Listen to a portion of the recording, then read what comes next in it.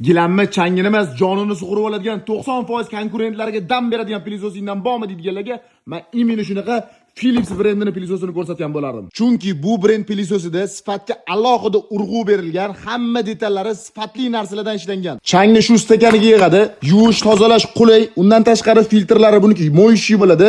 Yana doполнительный allergiya chaqirmasligi uchun orqa tarafida shunaqa HEPA filtr bilan jihozlangan mayda chuyda changlarni ham o'zida ushlab qola oladi. Ko'pgina pilisoslarda mayda nasatkalari birinchi bo'lib yo'qolib ketadi. Buni nasatkalarni shunaqa orqada o'zini joyi bor, shu yerga joylab qo'yib, bemalol kerak bo'lganda shu yerdan olib ishlata olasiz. Undan tashqari ushlaydigan ruchkasi 360 gradusga burila oladi. Shlanglar 100% gelivi, yumshoq bo'ladi.